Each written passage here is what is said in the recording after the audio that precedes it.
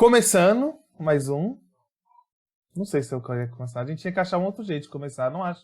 Eu acho que tinha que arranjar outro jeito de começar esse programa. Então vamos lá, começando mais um rapó, um pouco diferente. A gente vai entrar meio que agora numa vibe, numa experimentação. Talvez porque é fim de ano, tá todo mundo doido, ninguém tem parada e a gente tá no meio de uma pandemia. De fazer uns programas um pouco diferentes. Em vez de ser, né, como também se a gente tivesse um histórico muito grande de publicações. Como se a gente fosse um podcast muito antigo. Em vez de ser esses programas assim, grandes e de episódios muito grandes, e às vezes grandes até demais, com pessoas e debates, a gente vai testar uns programas, em teoria menores, não sei se vai dar certo, que às vezes eu engato pra falar e não paro, com meio que essa ideia meio que de monólogos, assim. Vai ser uma voz, em vez de ser necessariamente as três vozes juntos, ou outras vozes, vai ser uma pessoa falando, construindo alguma motivação, alguma ideia de alguma coisa, aí vão ter às vezes alguns programas talvez um pouco mais elaborados, de alguma ideia um pouco mais elaborada de alguma coisa, ou então às vezes vai ser que nem isso aqui, que eu só tô ligando o gravador e vendo que merda que vai sair. E é isso, aí apesar de sim, ainda vai ter a construção dos três, vai ter uma participação, mas essa ideia mais, esses programas mais curtinhos, acho que vai dar pra entender. E talvez com uma periodicidade maior, por causa disso e tudo mais, a gente vai testar. Aí esse aqui vai ser o primeiro, que é comigo, o Paulo, talvez eu tenha, enfim, não me apresentei, eu sou o Paulo. E aí a gente vai ficar revezando.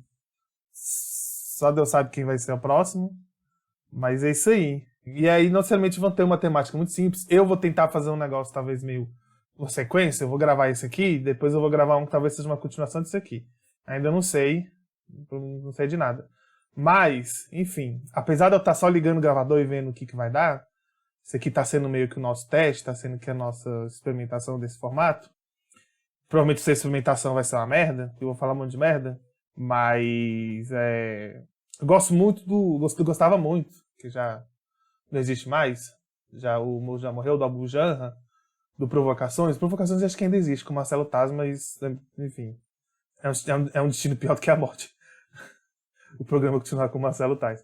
Mas ele falava sempre assim, que era um programa muito legal, muito, muito zoado, mas era muito bom quando ele falava, como ninguém ouvia aquela merda, ele podia falar qualquer coisa, podia fazer qualquer coisa porque ninguém se importava. E aí a vantagem de ter esse programa aqui que ninguém ouve é que aí qualquer coisa que a gente fizer, tá bom. Então é isso, provavelmente vai sair muito zoado, mas... Aí o que acontece? O tema de hoje, que deve estar no título aí, não sei que título que eu vou colocar nesse negócio, é a esperança.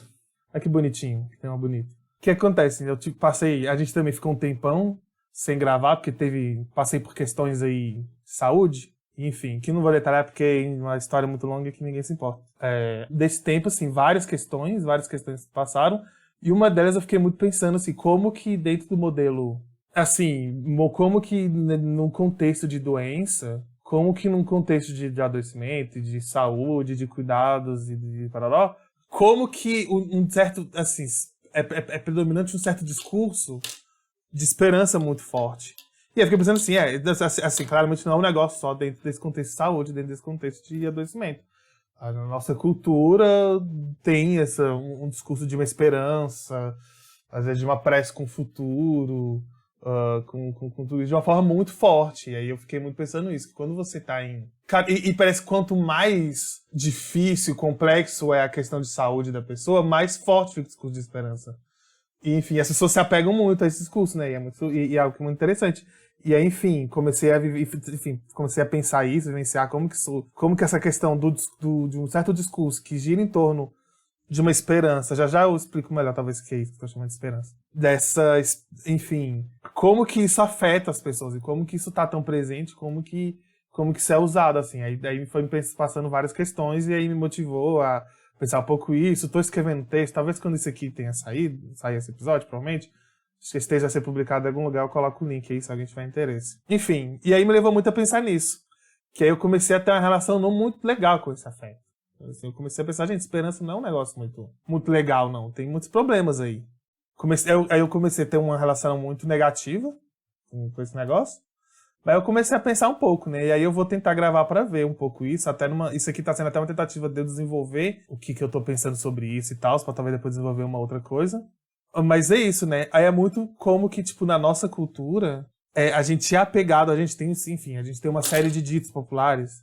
Sei lá, esperança última que morre, De certa forma, os slogans do tipo Brasil é o país do futuro tem uma carga de esperança muito grande.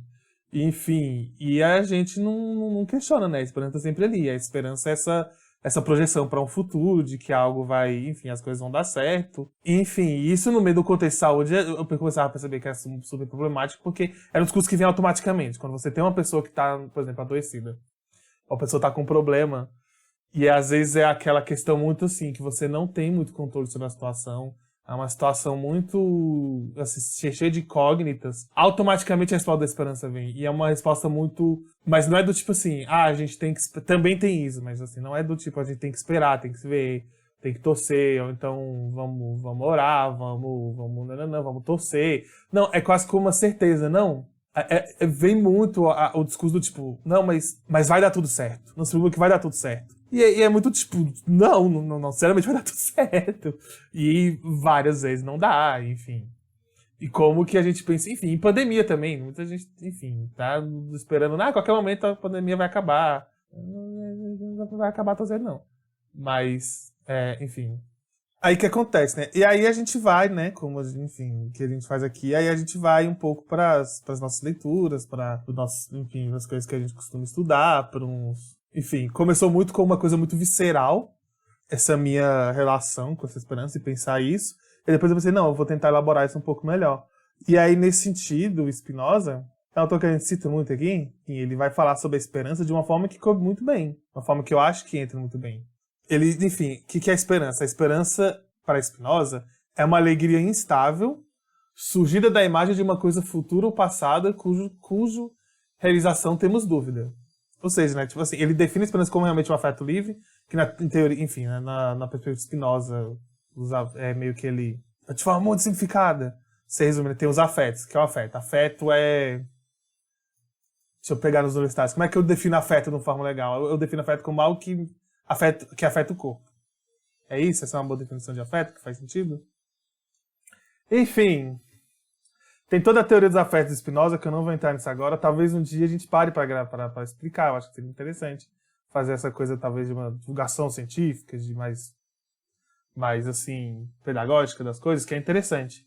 Mas, enfim, você tem os vários afetos. Você tem os afetos alegres, você tem os afetos tristes. Nananana. E aí a esperança, ela é um afeto alegre. Massa, bacana. A esperança é uma coisa legal. E é isso, né? Que ela surge dessa imagem, dessa perspectiva de uma coisa futura ou passada, de causa cuja realização a gente tem dúvida. E aí tem a questão de temporalidade, né? Que por mais que você imagine, você, enfim, tem essa imagem dessa coisa futura, você vivencia no presente. Seu corpo vivencia aquilo no presente, né? E tudo mais. Só que tem o problema enfim, quando eu li isso, que eu fiquei, cara, esse é o problema. Porra, é isso. O problema da esperança não é, enfim, que é uma café que a pessoa, quando você tá na merda, você tá com um problema, e vem automaticamente esse discurso dos outros e você e tudo, da esperança, do tipo, não, mas isso vai dar certo no futuro. Você tem dúvida, você parte de uma dúvida, você não tem certeza, mas você parte dessa esperança de que vai dar tudo certo. E é um sentimento bom, é um sentimento alegre, só que ele é um sentimento muito instável. Então aí é que mora o perigo, né? Porque você se enche de alegria, mas aí pode vir o universo falar, tipo, não, foda-se, se fudeu, deu tudo errado. Não é um afeto tão seguro de você da gente se ancorar. E é isso, a gente se ancora nessa esperança, é uma coisa muito louca. E se ancora, às vezes, muito no sentido de uma inatividade também. Mas, enfim, entra com todas as questões. E é muito interessante também quando o Spinoza vai trazer que a esperança, toda vez que ele vai falar de esperança, ele também fala de medo. E vice-versa, quando ele vai falar de medo, ele vai falar de esperança na obra dele. Que no caso, o medo, ele, enfim, é a mesma coisa que a esperança, só que o contrário. Ele é uma tristeza instável surgida da ideia de uma coisa futura ou passada, de cujo realização temos dúvida. E é aí nisso, enfim, que vai levar a Chauí, que, enfim, a Marilena Chauí, ela vai falar desse sistema meio de esperança. Meio que rola esse sistema meio de esperança, que, enfim, da forma com que eu compreendo, fica meio que nesse fluxo, fica como se fosse uma dança desses dois afetos, afetando esse corpo, afetando a gente, afetando os discursos. Enfim, vou pegar o exemplo, você tá com um problema, você tem uma questão, que aí você tem dúvidas sobre o futuro, sobre como que você tem uma dúvida sobre o futuro, você tem dúvida de como que as coisas vão se realizar. E aí você pode ter, ao mesmo tempo, Você pode se apegar à esperança, tipo, não, vai dar tudo certo, aí você se alegra. Você pode se apegar à tristeza, ao medo. E aí você se entristece, o medo daquilo tudo dar errado. Então são coisas muito parecidas. Só que tem a questão do acaso, tem a questão que a Xiaoyi vai chamar muito de fortuna. Tem essa questão do acaso e tudo mais, que é isso, tipo, sei lá, meio que às vezes não importa muito o que você tá esperando, não importa muito com a expectativa que você quer pro futuro. Às vezes as coisas simplesmente acontecem. Às vezes você tem uma situação de saúde que simplesmente você melhora ou você piora. E aí o problema é isso, você, enfim. E aí eu estudando sobre, e pensando sobre, é muito interessante como que em Spinoza ele coloca esses dois afetos de forma muito semelhante, de forma muito juntos, e enfim, tanto que ele vai falar que a esperança, tanto a esperança como o medo por si só, eles não podem ser, enfim, a esperança por si só não é uma coisa boa, e como que ela é instável, e como que, tipo, esse corpo que tá cheio de alegria, ele pode, de repente, ficar cheio de tristeza por ser tão instável. Sei lá, da forma com que eu compreendo, sei lá, de repente essa esperança pode virar um medo, pode virar uma série de outros problemas. Mas a gente se apega muito à esperança. Tipo, a gente, na nossa cultura, a esperança, ela enfim, é uma coisa que a gente cultiva e que a gente alimenta. E que é isso, e que não tem questionamento. Mas, e é muito interessante, mas até quando foi, assim, eu não fiz uma grande pesquisa, enfim. Mas quando você vai estudar, por exemplo, comentadores de Spinoza, pessoas estudando Spinoza, ou coisas assim, ou até, enfim, no geral, falando sobre esses dois, se fala muito sobre o medo. Acho que as pessoas já têm muito assim, receio, obviamente, que enfim, medo é uma coisa, a gente já tem a ideia de que o medo é uma coisa ruim, de que o medo é um problema, e, enfim, se fala muito sobre o medo, se tem pesquisa, eu digo assim, até, enfim, questão de produção filosófica, questão até dentro da psicologia, se pesquisa muito sobre o medo. E a esperança, não. Por exemplo, nos textos de comentadores de Spinoza, a esperança ela tá ali porque ele traz de forma junta, e quando vai falar de medo também só de esperança, mas o tema geralmente é o medo. Porque aí realmente parece, né? Quando as pessoas elas se afetam pelo medo, por ser talvez um afeto realmente, enfim, é um afeto triste, é uma coisa ruim, gera um incômodo maior, e gera às vezes uma desconfiança muito maior, e aí Spinoza vai falar do medo, ele vai falar sobre como que o medo gera superstições, o medo ele ajuda a fomentar as relações de poder, eu não vou lembrar exatamente os termos que ele usa, e, enfim, todas as coisas, mas enfim, como que o medo ele é uma arma muito poderosa para sistemas de repressão, se fala muito do medo na ditadura no Brasil e tudo mais, e que, enfim, faz todo sentido do mundo falar sobre o medo, não é essa a questão, mas eu fiquei muito, cara, a gente não fala sobre a esperança, tipo, não existe, parece que não existe um pingo um pingo de espaço no pensamento, na nossa esfera cognitiva, nem sei se esse termo faz sentido, pra gente questionar a esperança, porque a esperança claramente é uma coisa boa, não, e a esperança você tem que cultivar. Você não pode ficar sem esperança. Sem esperança, a gente, enfim, o que eu vou fazer sem esperança? Se eu tô... Porra, olha a merda que a gente tá vendo agora, pensando no, enfim, datando esse programa. A gente tem um governo que tá há uns 2 anos que, enfim, não sei nem o que comentar sobre o nosso governo. Você tem... Cara, a gente tá entrando numa recessão fodida no Brasil. No momento da gravação dessa, o problema é o arroz. O arroz tá caríssimo. Daqui a um mês, sei lá qual que vai ser o problema. Enfim, a gente tá numa situação. Não que não estava antes. Não que, nossa, tava tudo bom antes. Enfim, não, mas a gente... Cara, pensando nisso aqui agora, e enfim, as projeções do futuro não são muito boas, e é tudo muito duvidoso, como sempre foi. Mas enfim, tá tudo muito... Quando a gente tá no meio de uma pandemia, no meio da maior pandemia da história da humanidade, e que, enfim... né? Todas essas questões, cara, realmente assim, porra, vamos apegar a esperança, vamos esperar. Não, mas as coisas vão mudar, as coisas vão melhorar de alguma forma. Algo há de acontecer, sei lá. E aí a gente já projeta essa esperança para várias coisas, talvez, não, quando tiver as próximas eleições vai melhorar. Ou então, não, quando tiver a vacina, quando virar o ano vai mudar. Sempre tem isso, parece que vira o ano, muda alguma coisa. Quando tiver a vacina vai mudar, vai tudo melhorar, vai tudo resolver. Não necessariamente, as coisas são muito mais complexas que isso. Ou então, não, é só um impeachment vai resolver. Ou então, na próxima eleição, a gente elege um candidato da esquerda, o que é que significa ser a esquerda, e vai tudo resolver. E aí é muito engraçado pensar que, tipo, esse discurso... enfim, eu tô pensando no macro também. Eu tô pensando agora em questões macro, mas em questões micro também. Tipo, cara, a gente se apega muito a essa esperança, mas na real a gente sempre se frustra, porque sempre dá ruim. Tipo, não existe isso. Todo ano a gente espera que vai mudar o ano e vai mudar alguma coisa, e os discursos fazem isso. Nunca muda porra nenhuma. Mas o discurso se mantém, o discurso de esperança se mantém. Então tem uma série de questões que mantém a gente. Mas enfim, É isso, não vou tentar fazer um grande diagnóstico do porquê. Nossa, por que que a gente se apega à esperança? É porque a gente é um país pobre? É porque não é? Não sei se dá pra simplificar assim, com certeza não dá. Mas é muito curioso pensar isso, que a gente não... E é muito automático. Se você questiona... Por exemplo, voltando para a questão de um quadro de saúde, que foi o que mais me motivou. Se você tá no quadro de saúde, aí eu tô passando também um pouco de uma vivência minha e de coisas que eu observei ao meu redor, blá, blá, blá. Você tá com um quadro de saúde muito incerto, muito estranho e tudo mais, e aí não sabe para onde vai caminhar. E aí a pessoa vira e fala, não, mas vai dar tudo certo, e você fala, não, não sei se vai dar tudo certo, não tem como saber. A reação das pessoas não é muito boa. Parece que a pessoa... Isso é uma coisa que aconteceu comigo. Parece que a pessoa se sente atacada. Você tá ferindo o apego da pessoa. Você vê, a pessoa tá tão ancorada nessa coisa da esperança, já tá falando aquilo pra tentar te ajudar, mas também é algo que tá... E é a hora do meu remédio. E a pessoa... Tem um aplicativo, ele faz um tic-tic-tic. Só vou terminar esse pensamento. Aí, tipo, parece que é algo que tá tão incrustado naquele ser, nesse modo de ser daquela pessoa, na forma dela de se relacionar com as coisas. E aí, necessariamente, se você vira e fala, não, eu não sei, se você se apega mais na dúvida, tipo, não tem como saber, e aí, então, necessariamente, você tá indo pro outro oposto, você tá indo Você tá sendo pessimista, você tá torcendo contra. É tipo, a culpa de vocês estão torcendo contra. Mas é isso, como que esse meio, como que a gente não questiona a esperança? E aí eu fiquei muito, cara, e eu vivenciei isso, a esperança, tipo, ela pode rapidamente se transformar num afeto muito negativo, e é simplesmente algo destruidor, e se você se ancora nisso, ou você fica ou você se fica numa passividade, do tipo, sempre ficar nessa esperança de que as coisas vão dar certo, e aí é isso, você, sei lá, vira um saco de batata flutuando no universo esperando as coisas ao seu redor acontecerem, ou então, sei lá, você se frustra. Porque eventualmente a esperança, esse afeto alegre, ele vai embora.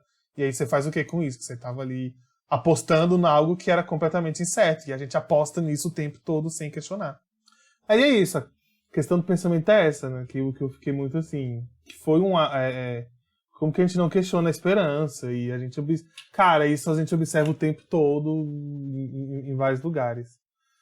E que é muito isso. Talvez se a gente conseguisse tirar esse caráter, que aí o Spinoza, inclusive, vai dizer, né? Que se você tirasse a questão da dúvida, essa parte da instabilidade desses afetos, a esperança viraria segurança e o medo viraria desespero, né? Mas no caso, focando na esperança.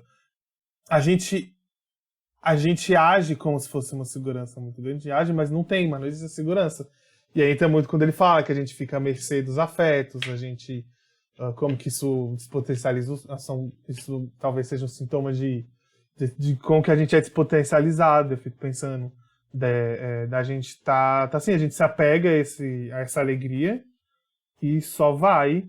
E como que isso também, tipo, a gente pensa muito no medo como uma arma de poder, do medo sendo usado por tiranias, pelo sistema de poder. Como que, sei lá, por exemplo, você pensa muito como que o medo age na ditadura, tem vários textos da Chávez sobre isso.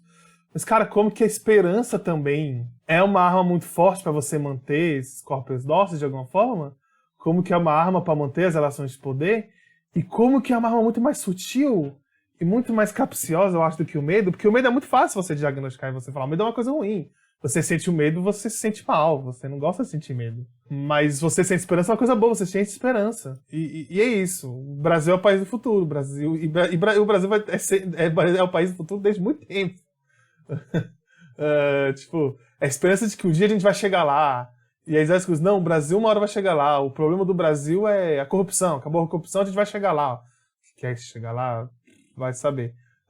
Então, sei lá, a gente precisa de uma frente ampla da esquerda e vai resolver todos os problemas. Tem sempre a esperança de que algo vai acontecer. Enfim, e é isso. E a gente age nisso.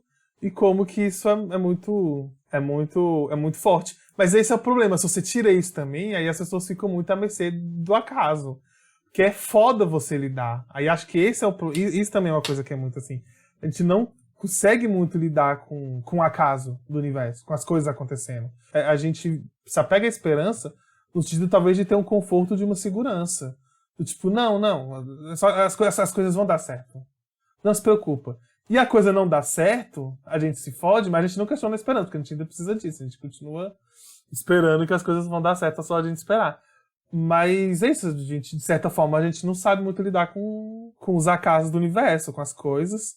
E aí, quando Spinoza vai muito trabalhar sobre isso, né? E eu, enfim, a minha leitura de Spinoza também é muito influenciada pela leitura da Shaui, que eu tenho uma série de divergências, mas num momento futuro talvez eu fale mais sobre isso. Mas como que, assim, de certa forma também, né? O projeto do Spinoza. Agora eu vou entrar numa coisa, explicar o projeto do Spinoza rapidamente, é muito difícil. Enfim, não é muito fácil, eu vou tentar resumir, porque a ideia disso aqui era ser um negócio pequeno. A gravação aqui já tá. Quando eu for editar vai ficar menor. Mas, se fosse resumir o projeto do Spinoza, pegando até uma própria citação da Shaui, de forma muito simples, é não rir, nem lamentar, nem detestar os afetos humanos, mas entender os afetos humanos. Que, enfim, o Spinoza ele vai muito simplificando de uma frase toda uma obra de um autor muito complexo. Que, enfim, por exemplo, se eu for olhar para a esperança, tipo, essa relação esperança-medo, na verdade, que eu estou muito focando em esperança, mas em Spinoza você fala de um, você fala do outro. Se você for olhar essas relações esperança-medo, a questão dele primeiro é entender, compreender isso, não ficar assim, isso que eu estou fazendo, que aí nesse sentido eu não estou sendo spinoziano, de ter uma visão muito aversiva à esperança, mas de compreender, mas não quer dizer, compreender os afetos e, enfim, trabalhar isso e entender como que a nossa relação com esses afetos nos potencializa ou nos despotencializa, enfim.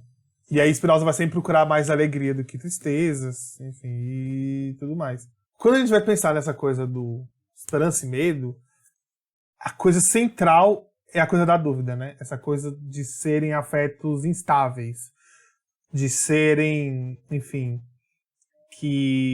da fortuna, do acaso do universo.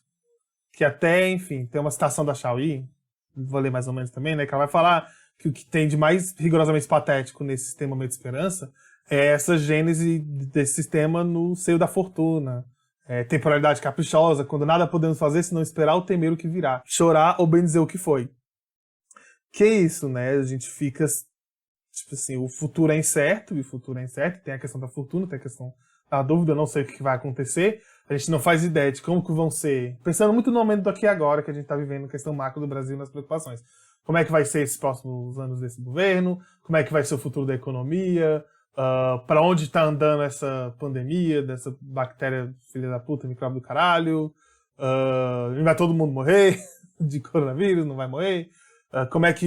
E depois, como é que vai ser? Enfim, coisas micro, tipo, eu vou conseguir um emprego semana que vem, eu posso, mês que vem, ter uma doença súbita, alguém da minha família pode morrer do nada. Enfim, tem uns acasos aí que tá acontecendo, eu posso sair dali, tropeçar e machucar o dedo, não quero, enfim, quebrar um braço. Pode acontecer um monte de coisa, um monte de desgraça, qualquer coisa. Então pode acontecer coisas muito boas, pode tudo melhorar. Sei lá, Jesus pode voltar no ano que vem e aí resolver tudo. A gente nunca sabe. Aí a gente tá sempre a mercê dessas dúvidas, disso tudo. E aí o meio de esperança fica ali nessa coisa. E aí a gente poderia pensar, pô, então como é que a gente resolve? A gente resolve a questão de eliminando a dúvida, eliminando a fortuna, só que não tem como. É uma coisa que faz parte. Você não tira esse aspecto do universo, esse aspecto da existência. E aí o projeto spinoziano, a forma com que eu entendo, e muito assim também da perspectiva da Shaui, é de reduzir ao máximo. Como é que eu digo isso? Não vou falar com as palavras exatas. Talvez assim, se tiver alguém mais entendido de Spinoza, dos autores aí falando, ouvindo, enfim. A forma com que eu entendo, pelo menos, a esse projeto, é no sentido assim, da gente ficar menos dependente ainda do acaso. E aí essa coisa de entender os afetos, entender como que os afetos, como que nossos corpos se relacionam com esses afetos, como que esses afetos nos relacionam, como que aí a gente vai entender como que isso tudo traz relações de poder, nas relações da sociedade e tudo mais. Compreendendo isso e agindo sobre tudo isso, você reduz ao máximo, que aí tem até a proposta de ciência dos afetos, da Shaui e tudo mais, né? De você reduzir ao máximo essa nossa dependência da fortuna, essa dependência do acaso, do universo, da dúvida. Você nunca vai excluir, a gente nunca vai, isso é uma coisa importante assim, na perspectiva dos autores, você nunca vai excluir o acaso, enfim, o acaso é uma coisa, enfim, nós temos, por exemplo, necessária, sei lá, da existência da natureza, tá ali, o acaso, mas eles têm uma visão muito negativa, assim, muito oposta, realmente, muito assim, isso é ruim, o acaso é ruim, isso tudo é muito ruim. E a gente tem que, ao máximo, meio que lutar contra. Enfim, é como se nesse projeto, e agora são mais palavras minhas, o nosso inimigo é o acaso. A gente tem que tentar ao máximo eliminar a nossa dependência do acaso e, no máximo, transformar essa esperança em segurança. Talvez, então, se a gente conseguisse ficar menos à mercê desses sentimentos de acaso, da fortuna, a gente... menos pior a gente fica. Porque e isso é algo que fica muito claro nos textos da Xiaoyi, o que ela chama de fortuna, acaso, caos, acho que a gente pode dar vários nomes para isso, né? É um empecilho para a liberdade, né? Que no final também o projeto spinoziano é um projeto de liberdade, é um projeto de ter mais liberdade e menos servidão também. Né? Que tem a citação da Xiaoyi que é literalmente, somos livres não graças à fortuna, mas apesar delas, né? Tipo, esse acaso é uma coisa que está no universo, é a vida, não tem muito o que fazer, mas ele contribui para a nossa servidão. E aí, não sei, é algo que me soa muito estranho também. Isso que é uma coisa que me motivou. São duas coisas que me incomodam, que me motivaram a pensar nisso aqui. Que eu não, assim, eu não vou concluir porra nenhuma. Talvez, não sei se ficou claro, terminar isso aqui sem conclusão de porra nenhuma. Enfim, duas coisas. Como que a gente se apega muito forte à esperança e como que isso é perigoso, porque a gente cultiva a esperança, como esse afeto muito forte, muito potente, se ancora nisso. E ela é tão perigosa quanto o medo, por exemplo, e às vezes até mais, porque a gente não desconfia da esperança. A esperança é uma coisa boa e necessariamente boa, e não tem espaço para você questionar a esperança. E, enfim, como que é algo perigoso, em vários sentidos, e como que, tipo, quando você pensa no acaso, a gente não sabe lidar com o acaso. E aí é um momento que, enfim, eu ainda estou elaborando isso. Provavelmente minha próxima áudio, texto, coisa que eu for fazer, vai ser nessa temática, que aí eu vou tentar dialogar um pouco com isso com o Camus, que eu acho que Camus tem alguns interessantes. Em alguns pontos, Camus, eu acho que dialoga muito bem com Spinoza, em outros, completamente oposto, mas eu vou tentar fazer. Não sei como é que vai dar certo, provavelmente vai ser a próxima coisa que eu vou falar. Mas é isso, e como que a gente não sabe lidar com a casa do universo. E é muito isso, como que é um problema. E eu não sei... Enfim, né, tem toda uma complexidade na obra de Spinoza sobre isso, dos africanos, da própria Xiaoyi, mas como que não me parece uma saída tão boa assim, exatamente assim, que quase que, enfim, é um tema horroroso, sei lá, parece que travar uma guerra contra a fortuna, travar uma guerra contra o acaso, contra contra esse aspecto do universo da existência, que é a dúvida, que é o acaso e que, enfim, que é o absurdo, para usar um termo que é o absurdo da existência, né? Pra já pensar um pouco no Camus. Aí acho que é isso, né? Talvez, enfim, conclusão que não tem conclusão, nesse troço aqui, que eu não sei nem se isso aqui vai pro ar, porque vamos ver se deu certo. Cara, é isso, a gente se apega, enfim, como que a esperança é algo difícil da gente trabalhar, e a gente não tem noção de como que a esperança é tão complicada, é esse afeto tão instável e tão, enfim, difícil, complexo, mas a gente tá com uma coisa mais simples do universo, e como que a gente não lida com o acaso, com o inesperado, e isso é muito problemático, que talvez a gente seria bom se a gente desenvolvesse formas melhores de lidar com esse acaso. Que eu não sei se a proposta da Xiaoyi é muito interessante, não. Mas, enfim, eu vou tentar elaborar isso um pouco melhor na próxima. E é isso, tá muito grande, não concluí em porra nenhuma. Não vou concluir mesmo, não. Acho que é isso, aqui acho que eu terminei, por enquanto. Eu tava usando isso aqui muito mais até como uma forma de eu pensar e de eu elaborar essas coisas que eu tô pensando. Enfim, talvez, se eu achar que ficar muito ruim, talvez eu regrave. Provavelmente não, eu não vou ter saco pra isso. Mas é isso, eu vou tentar elaborar isso numa próxima, melhor. Talvez faça um pouco mais sentido do que eu tô querendo dizer, eu acho. Ou provavelmente não, porque eu também acho que não vou concluir nada na próxima. A próxima vai ser menos conclusivo de qualquer coisa ainda. Mas enfim.